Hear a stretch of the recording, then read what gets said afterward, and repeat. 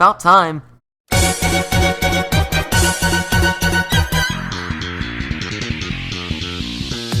Welcome to the third list in the Smash Marathon. Today in this list, we're going to look at the best of the best when it comes to Smash's items. While I'm personally a more competitive player when it comes to Smash, Smash is a very fun game to play casually with all of the cool gimmicks that a lot of stages have, and especially the items. So in this list, I'm going to be counting down what I personally believe to be the best items in the series.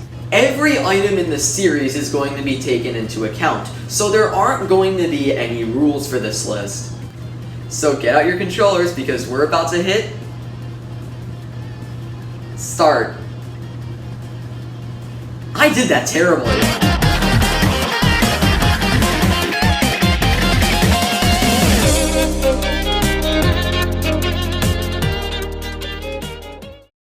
It's important to honor your ancestors. You wouldn't exist without them, even if they were good or not. If they were good, learn about them and take things away from learning about them. If they were bad, you can get even more out of it. Honor and learn what they did wrong to fix yourself in the present. Or just be Smash's super scope and turn yourself into an absolute monster.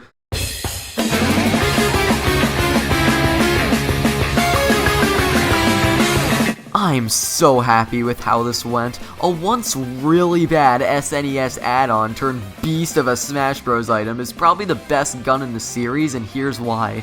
Unlike every gun in Smash, the Super Scope has two different shots. You can rapid fire the gun for some nice percent, or you can hold a charge shot for one meaty blast of energy.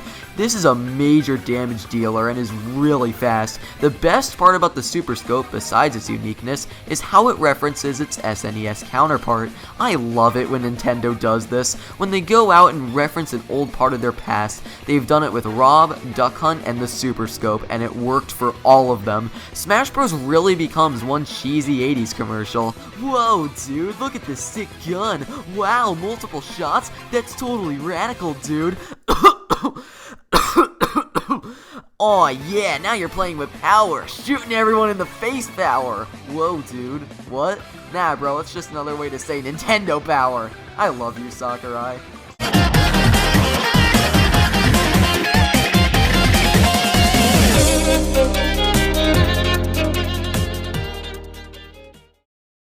I love it when Smash characters have special gimmicks. For example, Cloud's Limit, Robin's Spells, all three of the Link's shields, and Villager and Isabelle's Pocket. But one of, if not the earliest form of this, was Peach's float jump back in Melee. After any jump, Peach has the ability to float and move around in midair. Now this is a cool ability and all, but wouldn't it be crazy if every character in the game could do this? Short answer, yes!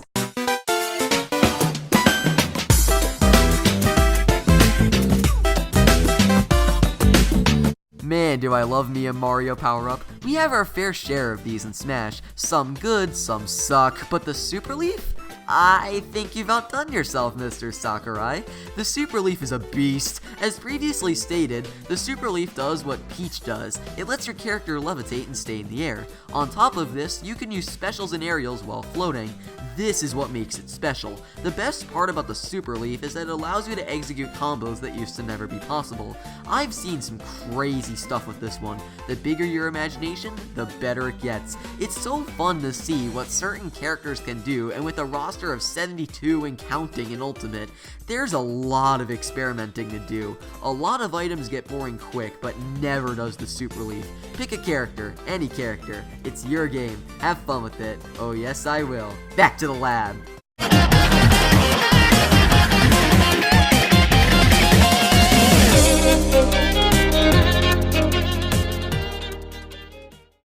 Nintendo really hit it out of the park with this one. This item cutters your stocks in an instant and change-ups your percent from 0 to dead. If you have it, you're gonna have a ball. But if your opponent takes it off you, your reign's gonna come to a short stop and you'll walk off all sad.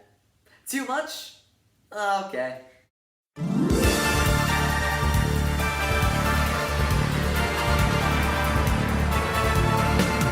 Ah, an old classic. You'll see this item in every single Smash Bros. Game, and that's for all the right reasons. The Homerun Bat is nuts. When you pick this up, you are God. The Homerun Bat is one of the most powerful items in the entire game, and that's not a bad thing at all, except if you're Gus Bellows. If you're Gus Bellows, screw you. What makes the Homerun Bat so special is the oomph it hits with. It has a lot of startup to balance it out, of course, but there's something I love about that. Your character is winding up the bat for that brutal blow, and BAM! If it hits, all of your life problems fade away. Even more, you can take advantage of the startup to get some nasty reads. The Homerun Bat is so ridiculously fun also for its power. Most of the reason it's so satisfying to hit is because of all the kill power it has. The thing can insta-kill and I love it. Sure, it's broken, like really broken, but the Homerun Bat is fun broken, and I've never had a problem with that. I would say it would be higher if it were more balanced, but I don't actually think it would be. The bustedness of the Homerun Bat is why it's on the list in the first place. It destroys your soul if you whiff it though, so it doesn't have that going for it. This thing's a touchdown. Oh crap, wrong sport.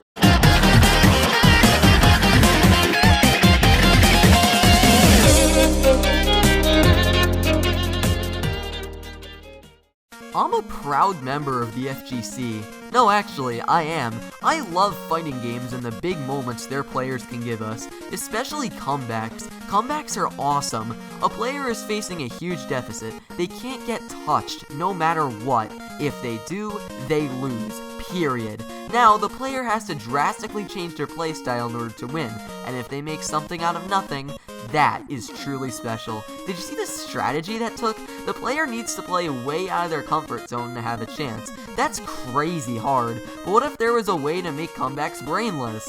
Well, yes, it's called the special flag, and I freaking love it.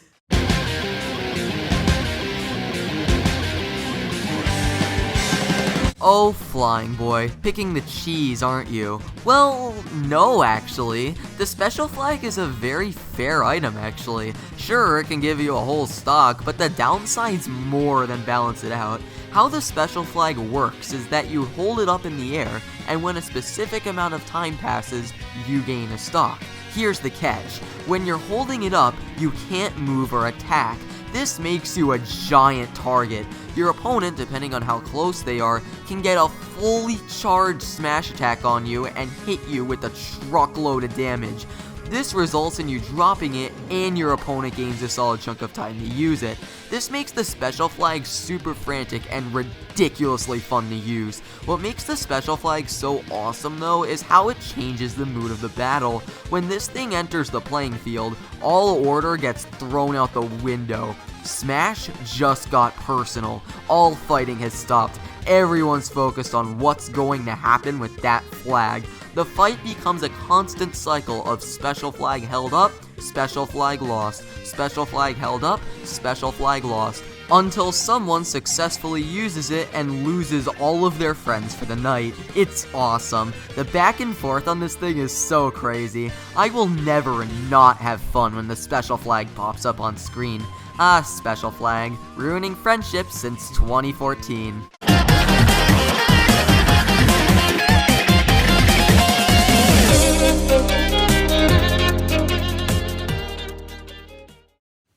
Zawodo!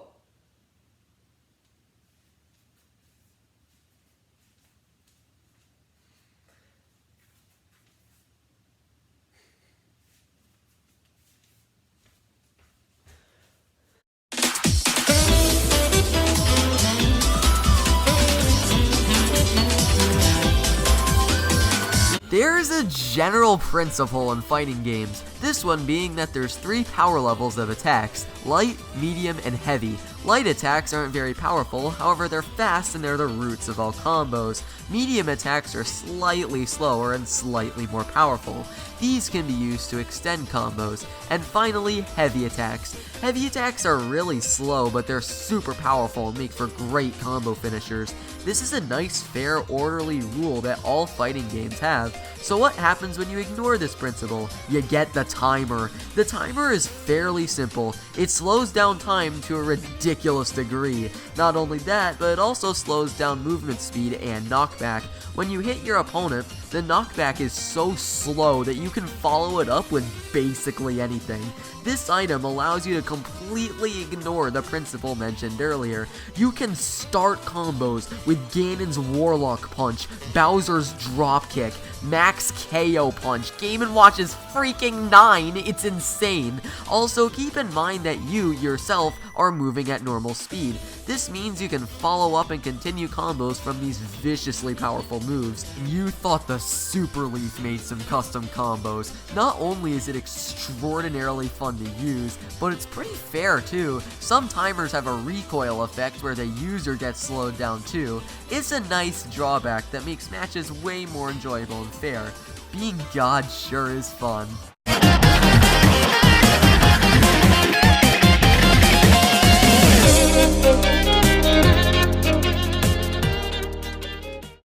This might come as a shock to people, but I'm not a big fan of taking something and upgrading it. Confused? I mean having Ryu and Evil Ryu in Street Fighter 4, the Super Bell and the Lucky Bell in Mario 3D World, and others. Fighting games have done this before, and Smash has done it with the Hammer and Golden Hammer. Considering how this segment's going, you probably know which one I picked.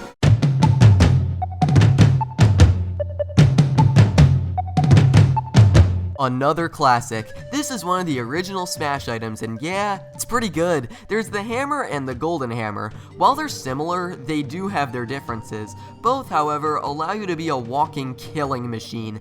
Characters automatically swing these around like crazy. You can run around the playing field with these and just demolish everything in sight. The hammer is more satisfying though because its retro jingle is more iconic, and the sound effects and graphics it plays when it hits someone are just so awesome. However, the main reason I like the hammer more is because of both of their respective flaws. When the hammer and the golden hammer spawn, occasionally you can get defective ones. What do I mean by this? Your hammer and golden hammer occasionally don't work. This is why I picked the hammer. When your golden hammer is defective, it becomes a squeaky hammer and doesn't do anything. But when your hammer doesn't work, here, the head falls off and you have a useless stick without a hitbox. It gets better. The head becomes a thrown item. It gets better. The head is one of the most powerful thrown items in the game. Remember, the hammer wielder can't do anything because he's swinging around a useless stick. And that's what makes it so fun. The amazing power completely backfires and it's awesome. Just what I want to see in an item. Power balanced out by even more power. Amazing item.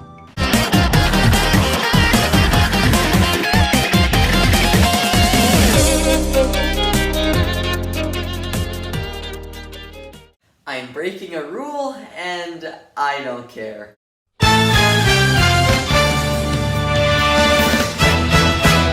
That's right, I'm tying the Dragoon and the Daybreak together. I'm doing this because I love them both equally for the same reasons. While these items have completely different properties, they both work the same way, so let's get into that. The Dragoon and Daybreak are unique because they're the only collectible items in the series. What do I mean by this? These two items each have 3 parts that you have to collect and assemble. They all fall onto the playing field at different times. Here's the kicker. Different players can have different parts. When all 3 parts have been collected and spread out throughout multiple players, the game turns completely into target everyone with a piece now. These 2 items have a similar effect to the special flag on how they affect the battle. I love that. But when one person has all 3 pieces, someone's about to die. Here's where the Dragoon and Daybreak differ. When the Dragoon is assembled, the user flies off and swoops back in on a specific part of the map. This deals massive damage to whoever gets hit. When the Daybreak is assembled, it allows you to fire a massive laser beam that annihilates everything in its path. Aside from uniqueness, the Dragoon and the Daybreak are up here for the tension they provide. Every battle becomes a mad dash to the parts when they fall, and that's awesome. If only we had more items like these. A+.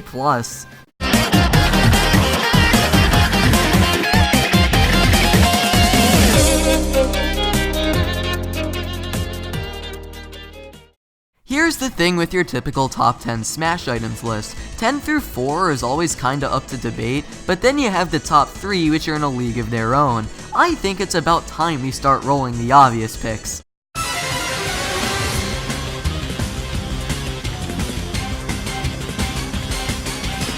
Here we go, the big 3. What better way to start off these than with the Pokeball, and the Master Ball too, I guess, because it's basically the same thing.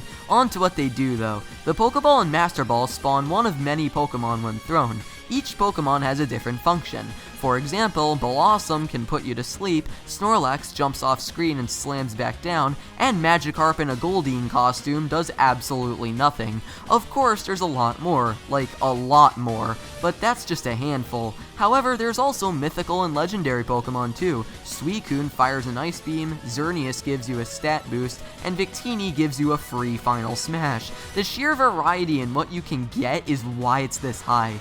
There's so many possibilities that give the Pokeball endless fun, as well as the Master Ball, as it's rarer and only spawns mythicals and legendaries.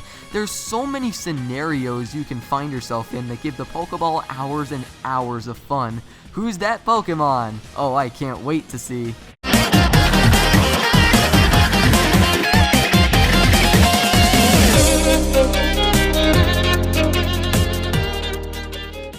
Participation awards are kinda controversial. You either love them for the memory of the competition, or you hate them for their false sense of success. I'm on the latter. I don't like having an award that constantly tells me that I'm not good enough. It makes me feel like trash. I hate them. So with all the whining I've had, here's the one exception.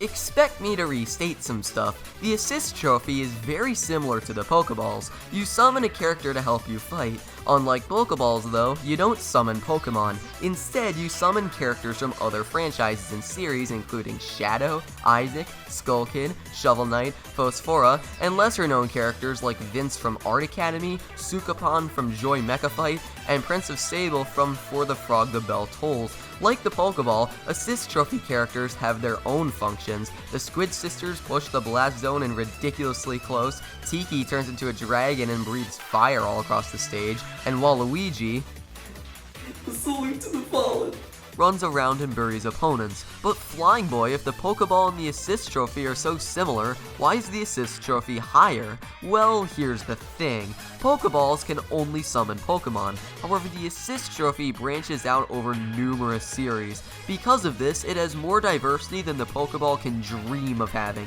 Makes you kinda sad that these characters could be so much more. But before we get to the number 1 pick, here are a few honorable mentions, starting with the Warp Star. Ta-da! The Warp Star is the definitive I want to screw around with my friends item. With the Warp Star, you can fly off screen and come crashing down anywhere on the stage. This is an awesome item because of how fun and crazy it can be, but it missed the cut because of its somewhat limited controls. Up next, we have the Black Hole. Now for a fun item. The Black Hole works like a black hole. You throw it and it sucks in anything in the general area. This is great for 3 reasons. 1, it can allow you to farm items. 2, you can trap an opponent and wail on them. And 3, your opponent also gains an advantage to spam very spammable moves. It's a very balanced and fun item. It at least deserves a mention. And last but not least, we have Death's Scythe. Death's Scythe is a cool item. It doesn't do too much, but it's a monster at late percents. Death's Scythe has the ability to insta-kill the opponent if they're at 100% or more. Because of this, it has a cool tension to it even when there's little use. If someone can keep the item alive, it makes the battle super fun. Death's Scythe gets a mention for its presence at little uses. Unfortunately, it just got beat by everything else on the list.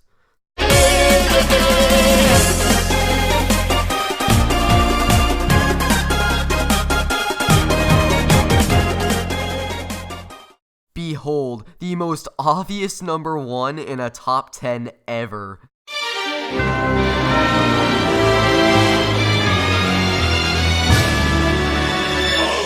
Oh wow, predictable Flying Boy is being predictable, but come on guys, honestly, is there even a single dimension, a single timeline, a single universe anywhere where the Smash Ball isn't the best item in Smash? I'll answer that. Yeah, no, there's not. Brawl's beyond genius idea of giving characters super moves is still the most remarkable part about it. The Smash Ball is a very simple, very awesome idea. It floats around or falls on the stage and someone can destroy it. When it's destroyed, whoever destroys it is granted a super move in place of their neutral B. These super moves are freaking amazing. Appropriately called final smashes, they can tear through anything. For example, Bowser turns into Giga Bowser, DDD after 3 games finally acknowledges his mask, and so much more. So yeah, it's a super move, and no, it's way more than a super move. One of the coolest things about Final Smashes is how deep they can dig into certain characters' series. Putting Proto Man and Bass in Mega Man's Final Smash, referencing a scene in Melee's opening cutscene with Yoshi, and the Ginginator, Banjos in Smash! It's so cool to see what Sakurai and Nintendo can pull out of their hats. It still gets better. Previous items on this list have come with the change the battle mood feel, but the Smash Ball nails this the most. Because it's such a good item, everyone wants it. Picture the Dragoon, Daybreak, and the Special Flag, but times 50. Everyone wants it. Why? Because it's perfection. Absolute perfection. Love ya, Brawl. Forever and ever. So with that, it's Flying Boy, and because I love Final Smashes so much, the final list in the Smash Marathon is going to be on the list on the top 10 best Final Smashes. See you there. And it won't be half a year this time.